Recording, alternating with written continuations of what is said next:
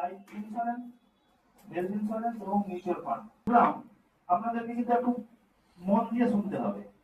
কেন না, আপনারা ভালো করে জানেন যে লাইফ ইন্স্যুরেন্সে ম্যাচুরিটি থাকে, অর্থাৎ রিটার্ন পাওয়া যায়।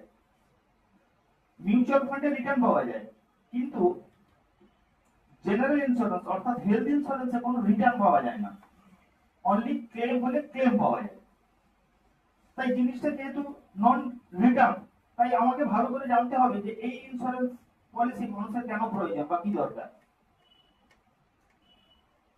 তো আমি আমার আমার ব্যক্তিগত একটা ইন্স্যুরেন্স পলিসির ঘটনা বলবো।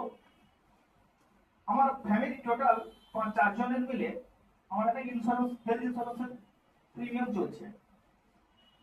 তো এই মাসের 24 তারিখ, আর অর্থাৎ আজকে আমার কিন্তু ডেট ছিল, প্রিমিয়াম দেওয়ার ডেট।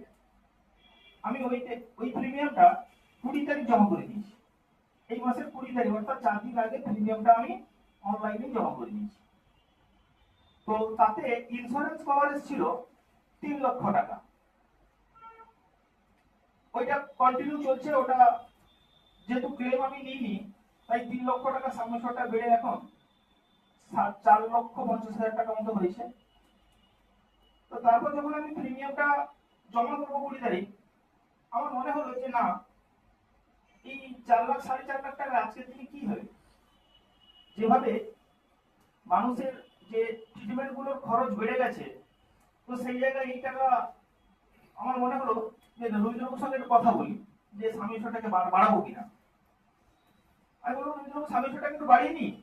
রবীন্দ্রবাবু হ্যাঁ বাড়িয়ে নাও, 5 লাখ করে নাও। ওই প্রিমিয়াম দেওয়ার সময় সেখানে একটা অপশন থাকে, সাবমিশন সেখানে বাড়িয়ে নেওয়া যায়, নিজেই বাড়িয়ে নিতে পারেন। তো আমি 5 লক্ষ টাকা সাবমিশন করে নিলাম।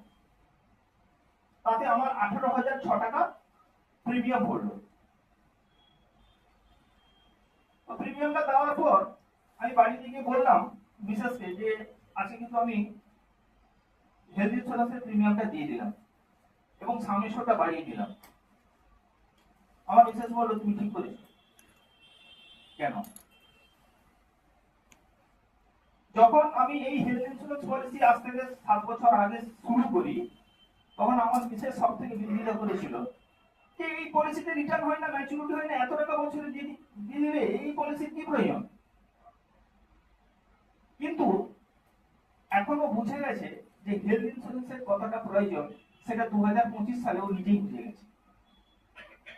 একটা অ্যাপেন্ডিক্স ধরা পড়েছিল, তার জন্য বিভিন্ন হসপিটালে উড়িষ্যা বা ব্যাঙ্গালোরের বিভিন্ন জায়গায় গিয়ে ওই অ্যাপেন্ডিক্সটা সারানোর জন্য যে খরচ, সে কিন্তু বুঝেছিল এবং সেখানে গিয়ে দেখেছিল যে একটা মানুষের হেলথ ইন্স্যুরেন্স করা থাকলে একটা হসপিটাল, যেগুলো বড় হসপিটাল বা নার্সিং হোম, তারা কি পরিমাণে বা কি গুরুত্ব দেয় একটা হেলথ ইন্স্যুরেন্স করা থাকলে, সেটা কিন্তু 2025 সালের আগস্ট মাসে বুঝতে পেরেছিল। তাই আমি যখন 20 তারিখ রাত্রি থেকে বললাম যে আমি হেলথ ইন্স্যুরেন্স, অর্থাৎ আমি বলতে চাইছি যে যারা আমরা সুস্থ আছি এখন, আমরা হঠাৎ করে হেলথ ইন্স্যুরেন্সের গুরুত্ব অনুভব করতে পারবো না, কিন্তু আমি বা আমার পরিবারের হঠাৎ যদি কেউ, আমার প্রিয়জনের বা বাড়ির কেউ যদি হঠাৎ করে কিছু অসুখ চলে আসে, তখনই এই হেলথ ইন্স্যুরেন্সের প্রয়োজনটা বুঝে যায়।